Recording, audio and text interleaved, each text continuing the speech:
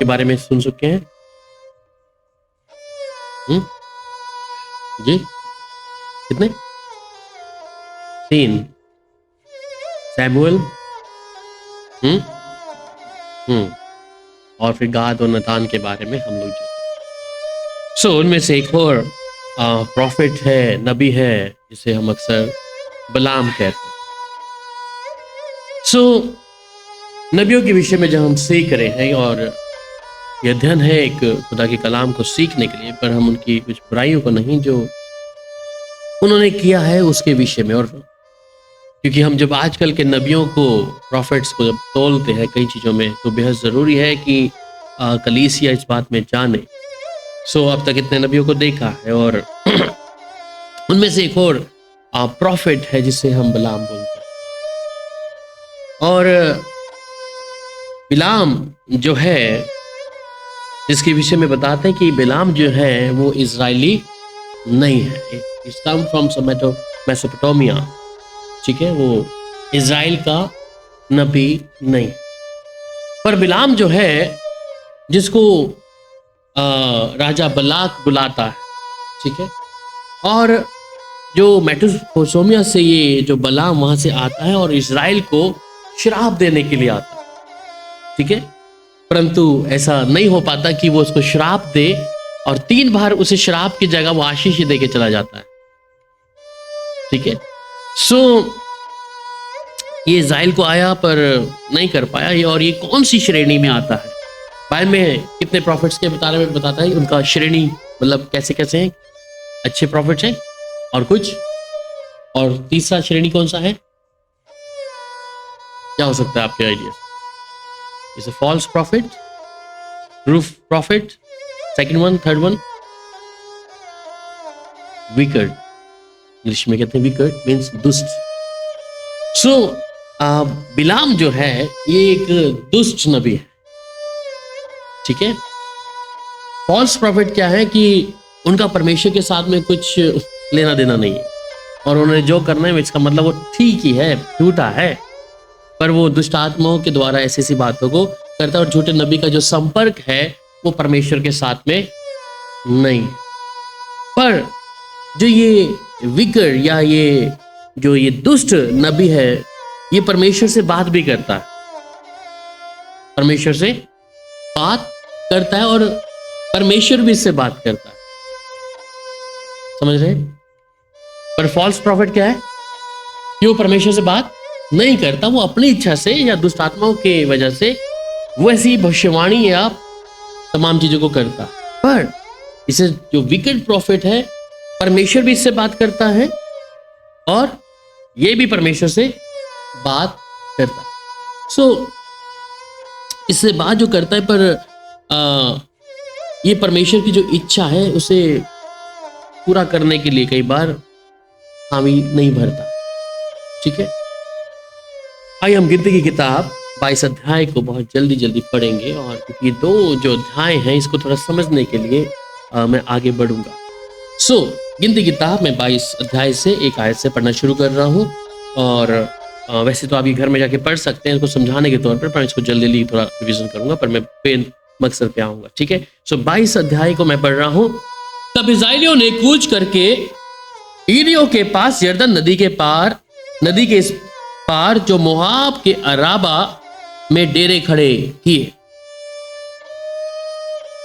सिपोर के पुत्र बलाक ने देखा कि इस्राएल ने अमोरियों से क्या क्या किया है। तो आपको समझ आएगा कि जो बिलाम है ये मेसोपोटामिया का है और ये इस्राएल का व्यक्ति नहीं है, ठीक है। पर राजा बलाक इससे बुलवाता है कि ये इस्राएल के विरुद्ध में क्या करे, भविष्यवाणी करे, और उनके फायदे के लिए नहीं, उनके फायदे के लिए नहीं पर नुकसान के लिए करे। सो इस्राएली बहुत है, उन लोगों से अत्यंत डर गया, यहां तक कि मोआब इस्राएलियों के कारण अत्यंत व्याकुल हुआ। तब मोआबियों ने मिघानी पुरनियों से कहा, अब वह दल हमारे चारों ओर के सब लोगों को ऐसा चट कर जाएगा कि जिस तरह बैल खेत की हरी घास को चट कर जाता है। उस समय सिपोर का पुत्र बलाक मोआब का राजा था, और इसने पतोर नगर को जो महानद के तट पर बोर के पुत्र बिलाम के जाति भाइयों की भूमि थी, यहाँ बिलाम के पास दूत भेजे कि वे यह कहकर उसे बुला लाए, सुन, एक दल मिस्र से निकल आया है और भूमि उनसे ढक गई है और अब वे मेरे सामने ही आकर बस गए हैं, इसलिए आ और उन लोगों को मेरे निमित्त शाप दे।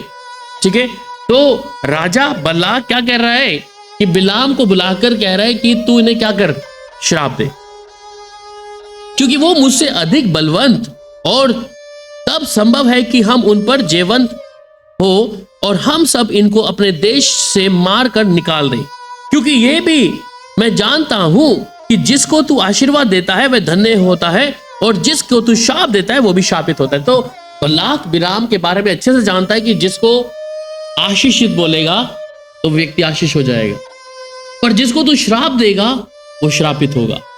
ठीक है, तब मोआबी और मिघानी पूर्णीय भावी कहने की दक्षिणा लेकर चले और बिलाम के पास पहुंचकर बलाक की बातें कह सुनाई।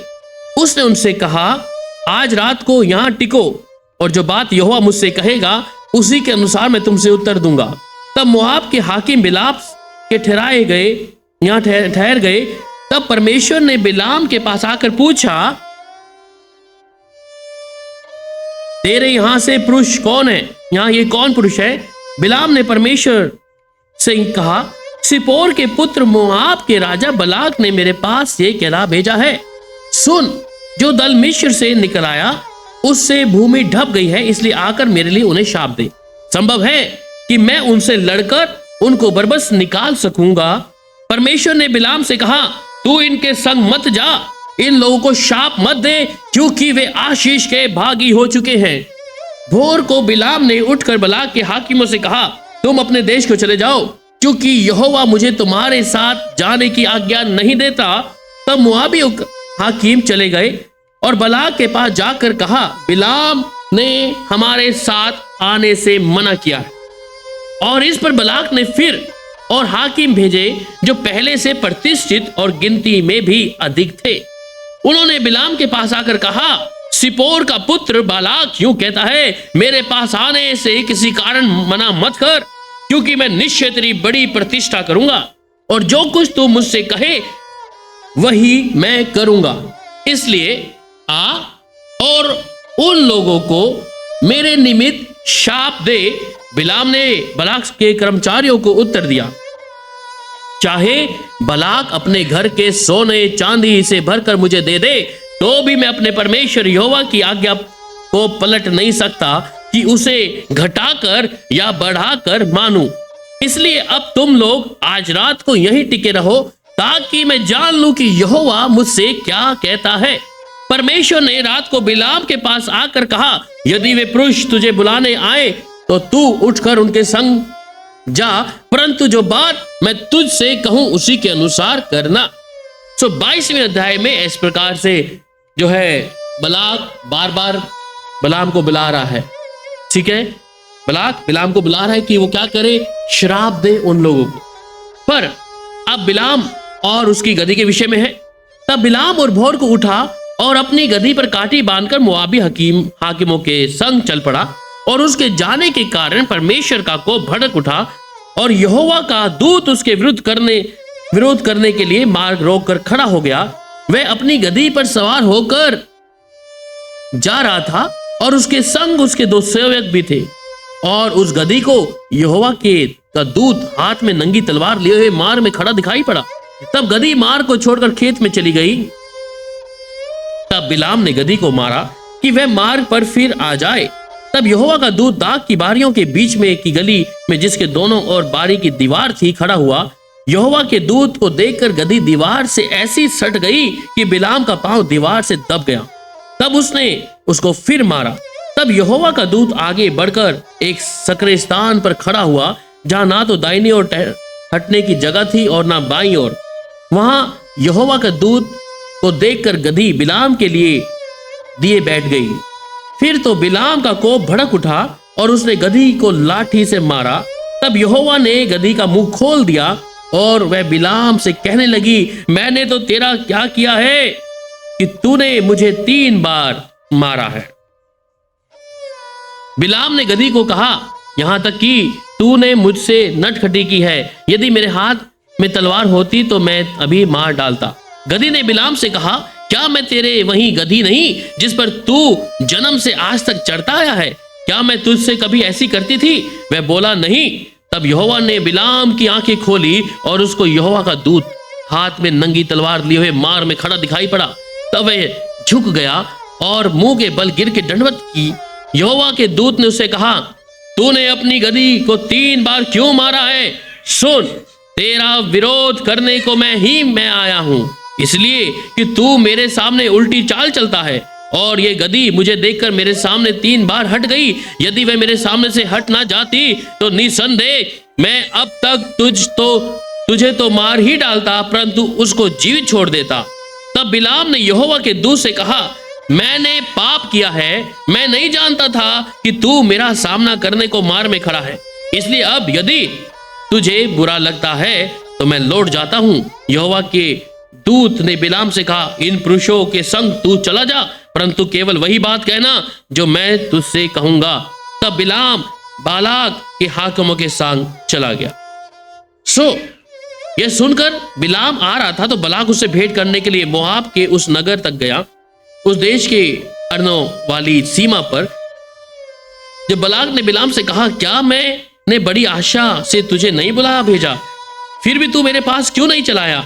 क्या मैं इस योग्य नहीं कि सचमुच तेरी उचित प्रतिष्ठा कर सकता?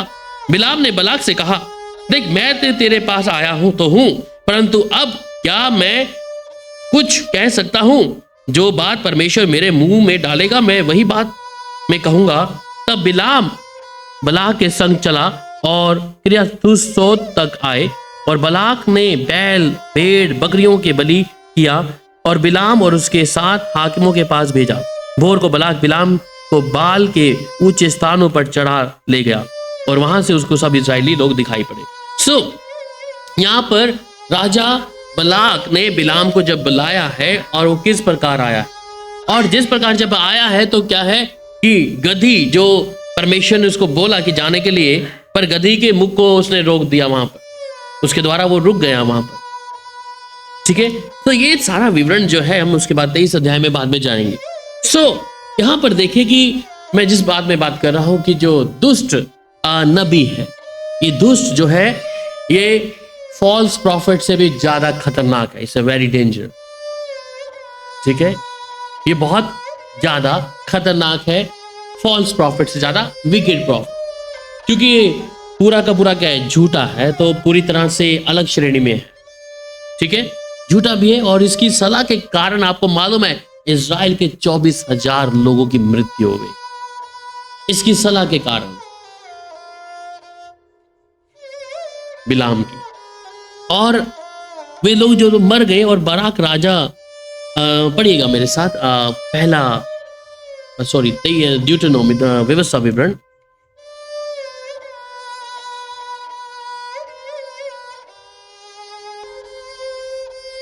ड्यूटेरोनोमी 23 वर्स 4, व्यवस्था विवरण।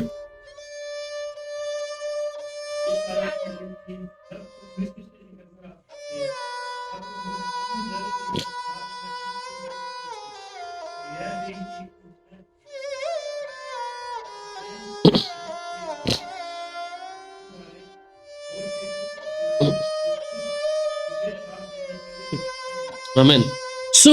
यहां पर इसी कारण क्या है, बिलाम की सलाह के कारण, ठीक है, बिलाम की इसकी सलाह के कारण 24,000 लोग, इजरायली लोगों का डेथ। तो कहता है इस कारण कि जब तुम मिस्र से निकलकर आते थे तब उन्होंने अन्न जल लेकर मार में तुमसे भेंट नहीं की, और यह भी कि उन्होंने अरमनहराम देश के पतोर नगर वाले बोर के पुत्र बिलाम को तुझे शाप देने के लिए दक्षिणा दी।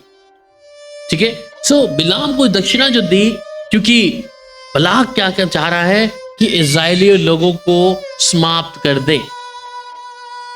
ठीक है, और बाइबल में तो एक जिक्र आता है जब पहला पत्रस और उसका 2 अध्याय और उसकी 15 आयत, the first Peter chapter 2 verse 15, पहला पत्रस 2 अध्याय और उसकी 15 आयत में, क्योंकि परमेश्वर की इच्छा यह है कि तुम भले काम करने से निर्बुद्धि लोगों की अज्ञानता की बातों को बंद कर दो।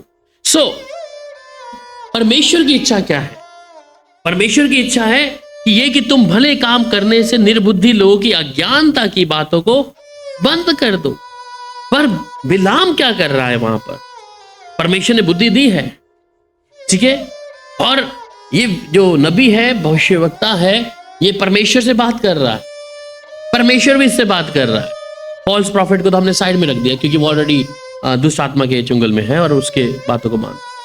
पर ये सबसे ज्यादा खतरनाक नबी है, ठीक है। इसलिए आप लोग भी कई बार बोलते कि वो प्रॉफिट जो है ऐसा है ऐसा है। सो जिन्हें हम कई बार देखते भी, अरे वो तो प्रार्थना करते हैं, प्रभु यीशु का नाम लेते हैं, so how can you be recognised, ठीक है। और ये लालच है आज के नबियों को जिसे देखते हैं, लालच। यू कैन फाइंड आउट कि किस प्रकार ये जो बिलाम जिसके बारे में हम बात कर रहे हैं, और आजकल ऐसे बहुत से झूठे नबी हैं जो धन के लिए कुछ भी कर रहे हैं। इसलिए ले हैंड प्रेयर्स हैं, मेंबरशिप है 1.5 लाख की 2 लाख की कई चर्चिस में, ठीक है, गोल्ड कार्ड बनेगा। समझिए कौन सा स्पिरिट है, the same spirit of the Balaam, ठीक है, क्योंकि बिलाम एक लालची नबी है और उसके साथ साथ विकट है, दुष्ट है, ठीक है। सो बिलाम जो है जब जा रहा है रास्ते में, और जब जाते जाते वो श्राप देने के लिए उसके मुंह से परमेश्वर ने क्या कर दिया, जो बोलने जा रहा है कि मैं श्राप दे रहा हूं, उसकी जुबान को प्रभु ने बदल दिया, वो उनके मुंह से आशीष आ गया। पढ़ेगा यहूदा की किताब 1 अध्याय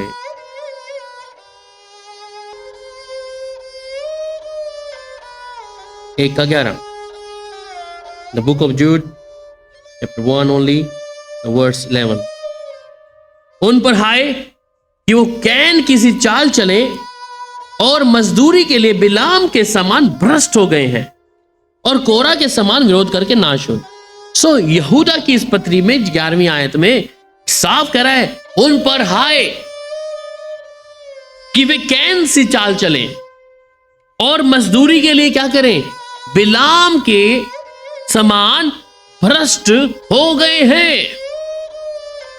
सो आज कलीसियाओं में भी क्या है, धन का प्रलोभन लोगों को दे देकर, ठीक है, कि अगर तुम हमें धन देंगे तो अभी हम तुम्हारे लिए प्रार्थना करेंगे, तुम हमें धन देंगे तो हम तुम्हें आशीष के वचन को बोलेंगे, तुम यहां पे आओगे तो तुम्हारा ये काम। देखिए कोई इच्छा से कर रहा है वो अलग बात है, पर अगर किसी को ये थोपा जाए कि तुमने इतना अमाउंट, इतना पैसा देकर ही इसे बिजनेस, इसलिए आज लोग प्रार्थना पैसा दे के प्रार्थना कराते हैं, ठीक है। बाइबल में लिखा है कि जो सेवक है उसका जो जीवन निर्वाह हो वो कलीसिया के धन के द्वारा हो, मतलब कि उसको भी पूर्ति करना है।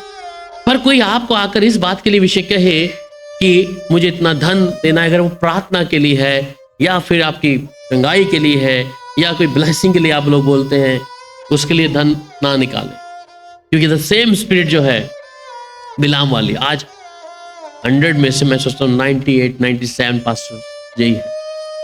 चाहे वो क्रूसेड करके उसमें कई लोग मीटिंग करते हैं तो उसमें एक मेंबरशिप रखते हैं कि चलो तुम्हारा मीटिंग के अंदर आने का स्थान का एक मेंबरशिप है, रजिस्ट्रेशन है, ये सिर्फ ऐसा नहीं है, क्योंकि उसके लिए आपके लिए आशीष तब होगा जब आप दिल से करेंगे, जहां पे अब्राहम ने मलकीसदिकी को दिया। पर ये बिलाम जो है लालची है, और आजकल पास्टर भी लालची है चीज, ठीक है। सो हम जब इस वचन का अध्ययन कर रहे हैं और एक एक नबी के बारे में आप देख रहे हैं जैसे से हम लोग अध्ययन कर रहे हैं, सो उनमें से बिलाम है, और हम कई जगहों पे कलीसियाओं में बड़े बड़े चर्चिस में देखते हैं चीजों के विषय में कि अगर तुम इतना पैसा दोगे तब हम तुम्हारे लिए ऐसा प्रार्थना करेंगे। ये सब चीजें क्या है, वो स्पिरिट जो है अभी तक काम कर रही है। तो ये कहता है कि ये जो कैन सी चाल चले और मजदूरी के लिए बिलाम के समान भ्रष्ट हो गए हैं, मजदूरी के लिए कि मैं तुम्हारी भाषा बोलूंगा, ठीक है। राजा बलाक के बोलने के लिए तैयार है। अब ये परमेश्वर से पूछता है, ठीक है मैं तुमसे बात नहीं करूंगा पर मैं प्रभु के सामने बैठूंगा। बैठा प्रभु के सामने, प्रभु बोला नहीं करना पर कर रहा है, ठीक है, नहीं करना, नहीं जाना, जा रहा है। तो इसका मतलब उसके मन में कहीं ना कहीं इस बात के विषय में लालच घूम रहा। इसलिए रोमियो की पत्री, the book of Romans chapter 14 verse 1-5, रोमियो की किताब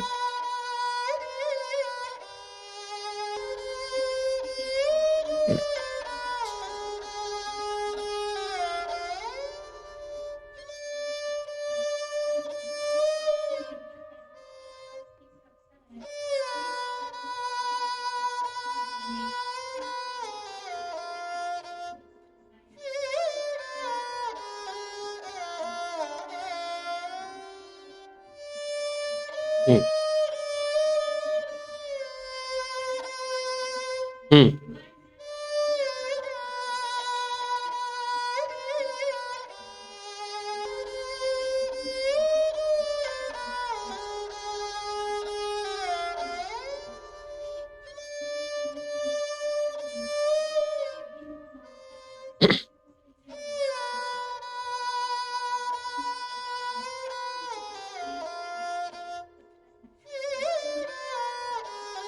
बस, थैंक यू। सो कहते हैं जो विश्वास में निर्बल है उसे अपनी संगति में ले लो, परंतु उसकी शंकाओं पर विवाद करने के लिए नहीं। जो कमजोर व्यक्ति है, ठीक है, अब इसका काम क्या होना चाहिए था कि ठीक है मैं बिलाम तेरे पास आऊंगा, और ये बात भी परमेश्वर की सुनकर परमेश्वर के ही विरुद्ध में जा रहा है। इसका काम क्या था कि उसे इस बात के विषय में साफ तौर पे कहना कि तू चाहे मुझे धन देने की बात कर रहा है और वो जिस हानि के विषय में सोच रहा है कि मैं इनके बारे में करूं, कहता उनकी शंकाओं पे बात करने के लिए नहीं, क्योंकि एक को तो विश्वास है कि सब कुछ खाना उचित है। तो एक अलग बात है जिसके विषय में बात कर रहे हैं कि उन बातों के साथ सहमति को जताने के लिए एक व्यक्ति कमजोर है। अगर राजा बलाक इस बात में कमजोर है क्योंकि वो इजरायली विषय में जानता है सब कुछ, ठीक है, पर उसके जीवन में क्या है, उन बातों की ओर किस नाश के लिए इजराइल के लिए बोल रहा है। उसके साथ पढ़िएगा मेरे साथ प्रकाशित वाक्य 2 अध्याय उसकी 14 है।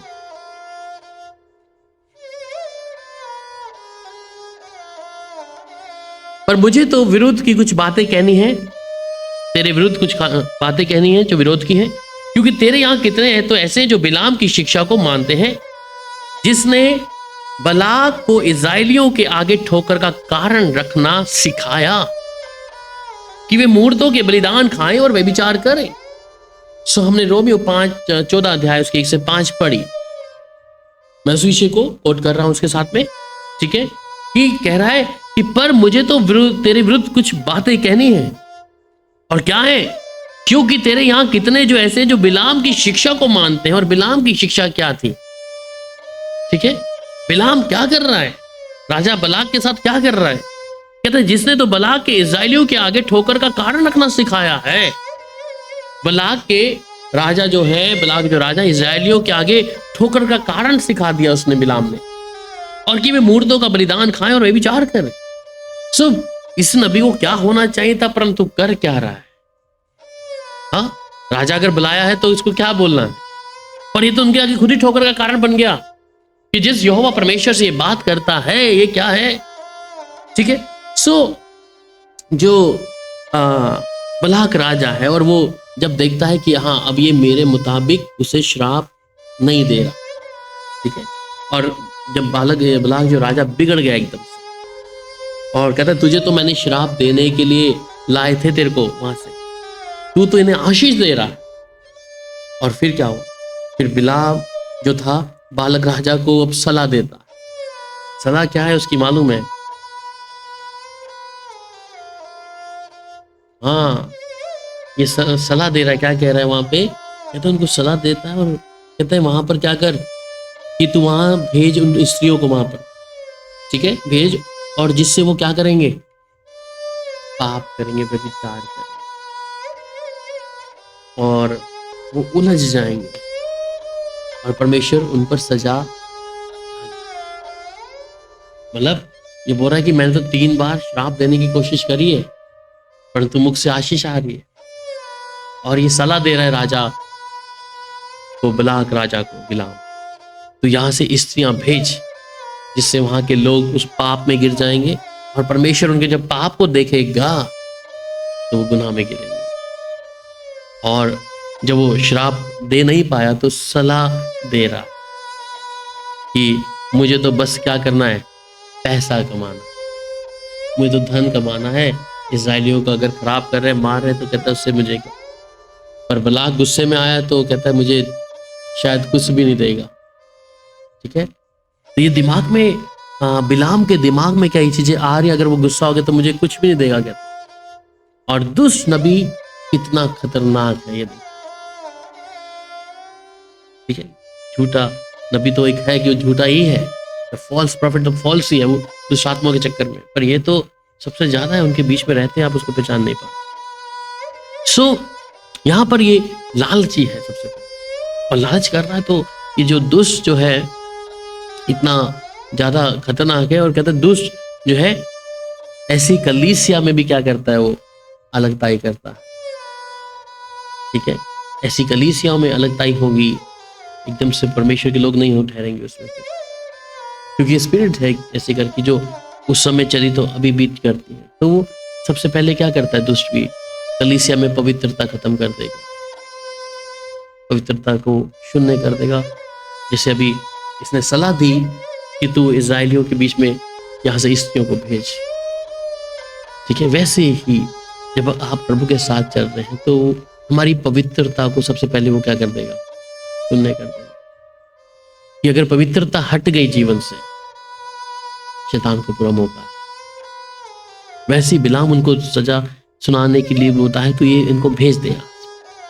और इसका मतलब यह है कि संसार के पीछे जो हम लोग मेल मिलाप करते हैं, कई चीजों में उनके साथ हम सहभागिता जताते हैं। और कलीसिया में आजकल जो फॉल्स प्रॉफिट हैं, आपको मालूम है कि वो सिर्फ वीजा, गाड़ी, बंगला के लिए ही, क्योंकि हम उन्हें उसे मालूम है कि इनका ध्यान मैं उसकी ओर लेके चला जाऊं, संसारिक चीजों के ऊपर।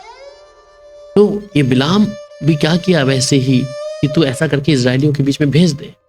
तो आज मसीह लोगों में भी खुदा के जो लोग हैं उनके जीवन में क्या है, वो ऐसे से जो फॉल्स विकेड प्रॉफिट्स हैं उनके जरिए आपको पवित्रता के विषय में नहीं सिखाएंगे, प्रभु के पीछे चलना नहीं सिखाएंगे, उनके ध्यान को कहाँ लेके जाएंगे वो लोग, ये बिलाम जैसे लोग हैं दूसरी ओर।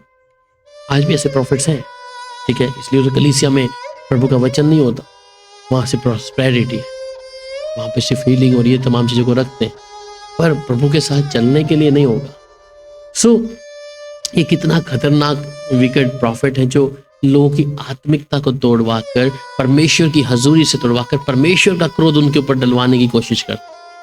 तो इसलिए यहाँ इस प्रॉफिट के बारे में जब हम पढ़ते हैं तो ये सब बातें वहां से निकल के आती हैं। और पढ़िएगा मेरे साथ लय व्यवस्था और उसका 20 अध्याय और उसकी 26 आयत, बुक ऑफ लेविटिकेशन, लय व्यवस्था 20 अध्याय और उसकी 26। या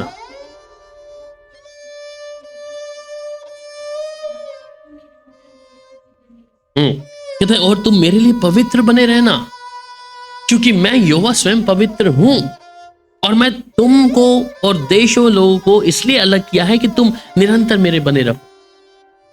तो बिलाम की वो शिक्षा के अनुसार जिस प्रकार इजराइलियों के अंदर ऐसा चीज हुआ, और आपको मालूम है कि वहां पर विनाश को ही उस स्त्री का जो भाला लेकर वो मारने गया, वहां पर विनाश, उसे समाप्त करना पड़ा उस औरत को।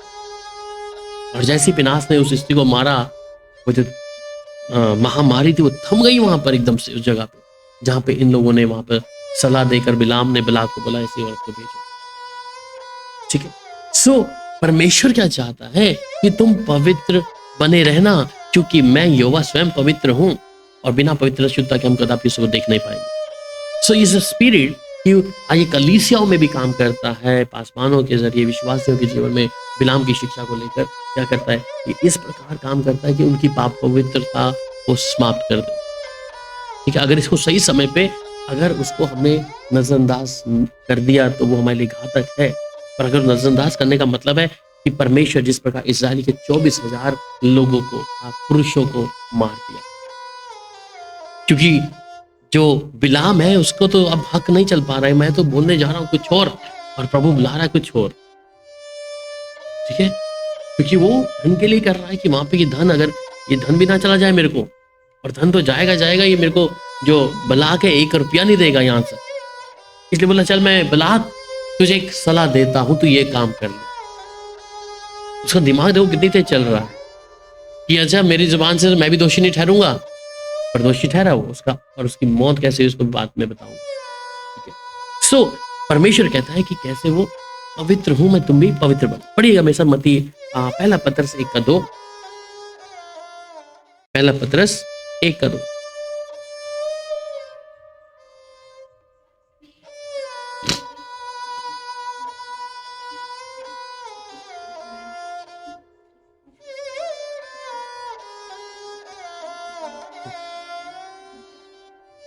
ठीक है। सो कहता है और परमेश्वर पिता के भविष्य ज्ञान के अनुसार आत्मा के पवित्र करने के द्वारा आज्ञा मानने और यीशु मसीह के लहू के छिड़के जाने के लिए तुम चुने गए हो। चुने गए हैं, उसके लिए प्रकार क्या रहे हैं हम कुछ हो। सो तुम्हें अत्यंत अनुग्रह और शांति मिले तो भविष्य के अनुसार आत्मा में पवित्र करने के द्वारा हमें आज्ञा मानने के लिए यीशु के लहू के छिड़के के द्वारा चुना गया है। पर हम कर क्या रहे हैं? ठीक है, यहां पर देखिए कि ठीक है, बिलाम और बिलाक ने जिन युक्तियों को चलाया पर इस्राएल लोग फंसे। इस्राएल लोग फंसे, इसलिए उनका अंत हुआ। 24,000 लोगों का एक ही दिन में प्रभु ने सफाया कर दिया लोग। ठीक है, महामारी के द्वारा। सो इसके साथ पढ़िएगा गलातियों मत्ती 5 अध्याय उसकी 13 आयत।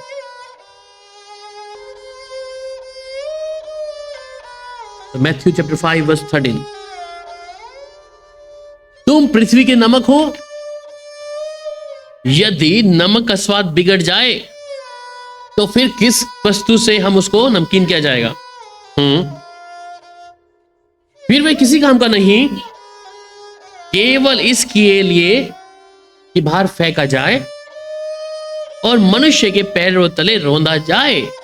अगर एक नमक जो आपके घरों में भरा रहता है, अगर उसका स्वाद बेअसर हो जाए तो वो किसी योग्य नहीं है।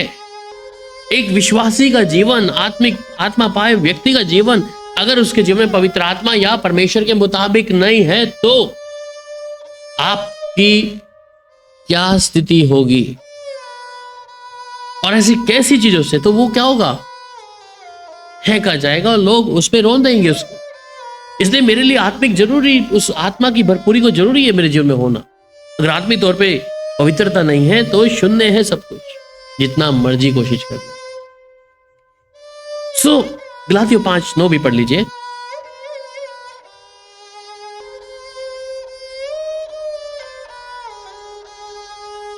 थोड़ा सा खमीर सारे गुंदे हुए आटे को खमीर कर डालता। सो A little leaven leaveneth the whole lump। इसका मतलब कि थोड़ा सा खमीर आपको मालूम है पूरे खमीरे आटे को समाप्त करे। इसका थोड़ा सा पाप, थोड़ा सा गुनाह, झूठ, थोड़ा सा ऐसा करना, मतलब कि शुरुआत में पाप एकदम से नहीं आता, पर थोड़ा सा अंदर आ गया तो क्या हो गया? शून्य हो गया सारा जीवन। इसलिए बिलाम जो शुरुआत में कैसा होगा हमें नहीं मालूम, अच्छा था जीवन क्या नहीं, पर लालच आना शुरू हो गया। आज बहुत से पास्टर्स, बहुत से प्रॉफिट, बहुत से सेवक गिरते हैं। शुरुआत में तो बहुत अच्छा होता है, शुरुआत में आत्मिक तौर पे मजबूत रहते हैं। ये विश्वासियों का हल भी है, क्योंकि शुरुआत में प्रभु के लिए आना, प्रभु के लिए सब कुछ करना, पर जब बात हार होती है, जब वो अपने तरीके से जब जीना शुरू करते हैं तो बहुत सी चीजों में बदलाव आता है। ये थोड़ा थोड़ा करके जब जीवन में आना शुरू होता है, ये परमेश्वर से उनके संबंध को दूर करता है। वो फिर बुद्धि से बातें करना, बुद्धि से चीजों को बताना, बुद्धि से हर निर्णय को लेना और वचन को भी अपनी समझ से ले लेना। सो ये थोड़ा सा खमीर अगर एक थोड़ा सा जीवन में अगर ये चीज आ गया तो एक विश्वासी के जीवन में बहुत सारा नुकसान हो सकता है। ठीक है, वहां पे पहला तिमोथियस जब पढ़ते हैं और 6:5 में, 1 तिमोथियस chapter 6 verse 5।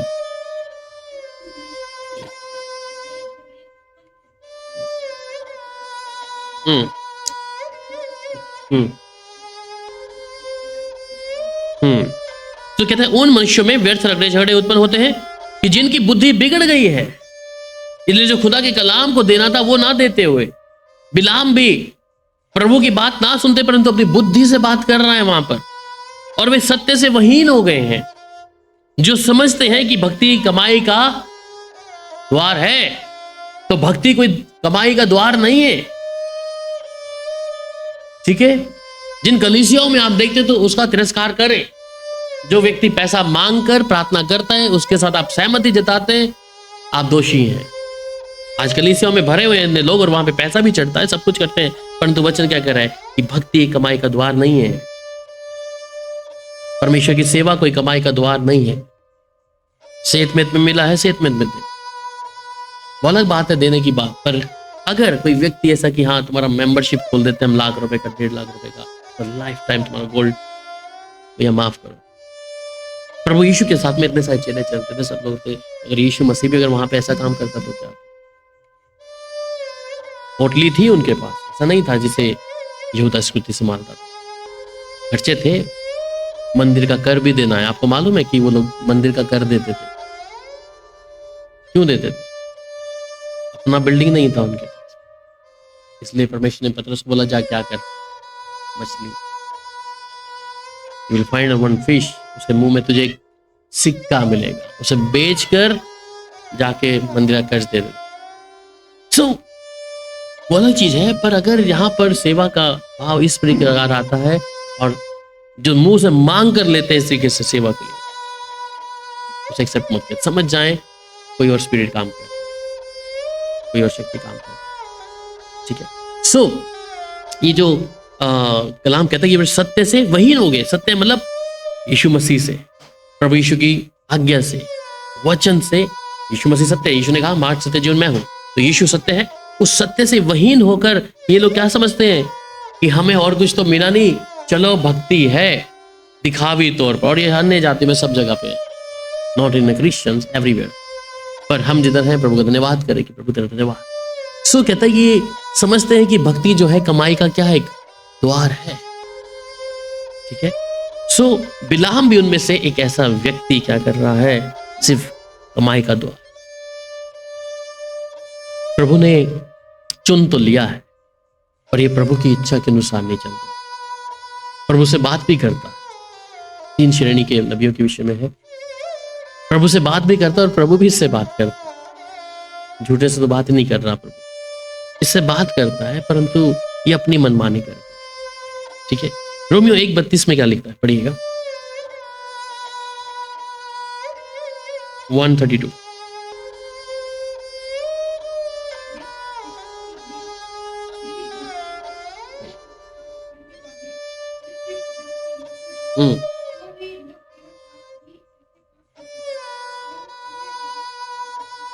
हाँ, सो कहते हैं वे तो परमेश्वर की ये विधि जानते हैं। कलीसिया विश्वासी जिधर बैठे हैं वो सब जानते हैं, और पासवान भी जानता, ठीक है, कि ऐसे से काम करने वाले मृत्यु दंड के कौन है, योग्य हैं।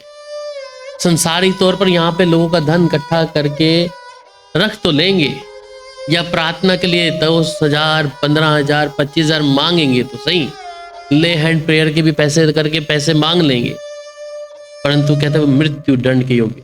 इधर तो उनकी ख्वाहिशें पूरी हो जाएंगी, परंतु मृत्यु के बाद जो होगा मृत्यु दंड, it's not a physically body में, जो है आत्मिक तौर पर अनंत काल की मृत्यु के विषय में। यहाँ तो एक बार मर के खत्म हो गया, और वो अनंत काल की मृत्यु के विषय में है कि वो दंड के योग्य है। तो भी ना केवल आप ही ऐसे काम करते हैं, खुद भी करते हैं, वरन करने वालों से प्रसन्न भी होते हैं। इसे बोले अरे भैया उस पास्टर के बारे में कुछ मत बोलो, है ना। हम कई बार बवाल देखते हैं, इतना यूट्यूब पे कितना चल रहा है आजकल, उसके बारे में बताओ अभिषेक पास्टर है। अरे भैया वचन तोड़ दिए, कहाँ पे अभिषेक है? वचन तोड़ दिया और आप उसको सही बता रहे हैं। हम तो सिर्फ सुनते हैं उसको, वचन लेते हैं, बाकी उसका जीवन कैसा उससे हमें लेने का कोई मतलब नहीं। अरे आप दोषी हैं, आप दोषी। जितने लोग उनके गानों को सुनते हैं या वचन को सुनते हैं, वचन का कलाम कहता है कि ऐसे प्रचार को आग में झोंक दो, और हम कहते हैं वो अच्छा वचन, बस उसमें हमें उसके जीवन से कुछ लेना पास सके, भीड़ आ रही है कुछ भी है, हमें उससे नहीं गाना हो रहा है, कोई नहीं, हमने वचन ले लिया। अरे आप सहमति जता रहे हो उसमें, इसलिए कलाम करें तो भी केवल आप ही ऐसे काम करने वाले पर्सन भी होते हैं। तो जो वचन परमेश्वर का सच्चाई का उससे ना लेते हुए हम उन चीजों की ओर जा रहे हैं कि जो अच्छा लगता था उसको रख लेते हैं। शाऊल ने क्या काम किया, वही काम किया था। आज विश्वासी भी ऐसा काम कर रहे हैं, मालूम है ना शाऊल ने क्या किया। प्रभु ने बोला क्या करके आना तुझे, समाप्त करना है। उसने कहा अरे नहीं ये चीज अच्छी है, चलो इसको रख लेता हूं। अंत क्या, प्रभु ने उसे तुच्छ ठहरा दिया। तू तुच्छ है शाऊल मेरे लिए। परमेश्वर बातचीत करना बंद कर दिया, उससे तुच्छ ठहरा दिया। इसलिए गलतियां कमियां आपको पता होते भी आप उसका सहमति जताएंगे, आप उसके पाप के भागी हैं। चाहे वो कोई भी सेवकाई क्यों ना हो, कोई पास्टर क्यों ना हो, आपने हल्की सी सहमति जता दी। जिसने पैसा मांगा है और लोग दे रहे हैं ऐसा करके, एक विधि बना के, व्यवस्था बनाकर, तो आप उसमें दोषी हैं। आप भी ऐसे प्रचार को सुनने के कारण आप दोषी हैं। इसलिए कहता है ना, तो भी ना केवल आप ही ऐसे काम करते हैं वरन करने वाले से भी प्रसन्न होते हैं। तो अब ऐसा विश्वासी भी ऐसे ही काम करेगा, फिर ठगी का आत्मा उसके अंदर भी काम करेगा, चोरी चकारी का काम उसके अंदर भी ऐसे ही काम करेगा। सो अब बिलाम का आइडिया देकर निकल तो गया, ठीक है। बिलाम क्या किया, अब आइडिया दिया उसको, किसको, बलाक को आइडिया देकर निकल गया, पर अंत कैसा हुआ? अंत कैसा हुआ होगा उसका, पढ़िएगा मेरे साथ। द बुक ऑफ जोशुआ, यहोशू की किताब। अब इसका अंत देखते हैं, इसका अंत, ऐसा काम करने वाले का अंत क्या हुआ। यहोशुआ की किताब, उसकी 13 अध्याय, उसकी 22 आयत में पढ़ रहा हूं। और इस्राएलियों ने उनके और मारे हुओं के साथ बोर के पुत्र भावी कहने वाले बिलाम को भी तलवार से मार डाला।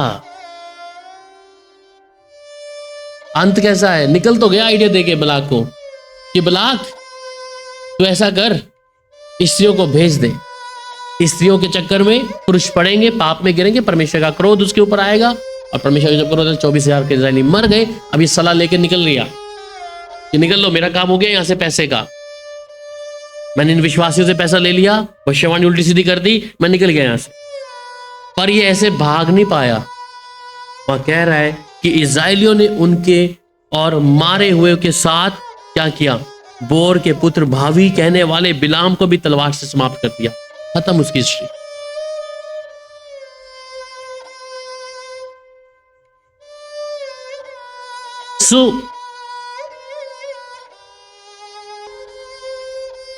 और ये वही है कि जब बलाक इसको लेके गया तो 3 पहाड़ों के ऊपर, अलग अलग पहाड़ों के ऊपर देखकर क्या कर रहा, श्राप देने के लिए खड़ा हो रहा था। ये 3 पहाड़ों के ऊपर बलाक लेके अलग अलग पहाड़ों पे एक श्राप देने के लिए खड़ा हुआ, पर दे नहीं पाया,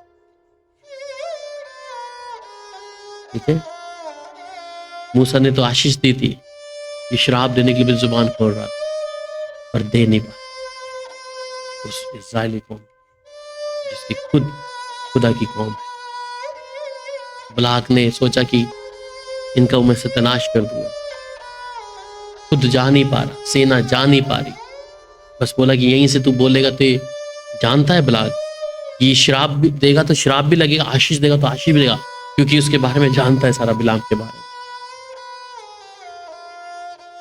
सो हमारे जीवन में हम इन चीजों को जरूर जब देखते हैं कि प्रभु हमें इस बात में समझ और बुद्धि दे। आज कलीसिया में जहाँ ये धन मांग मांग कर प्रार्थना करना, ये सब चीजें हैं, ये विरोध है परमेश्वर का। परमेश्वर की शिक्षा जो उन्होंने सेतमत में पाया है, उसे खरीदने की कोशिश कर रहे हैं, परंतु जो उनका साथ देते हैं, उनके साथ सहमति जताते हैं, वो दोषी ठहरेंगे। खुदा ने जो शिक्षा दी है वचन चलने के लिए, उस पर चले। आइए प्रार्थना।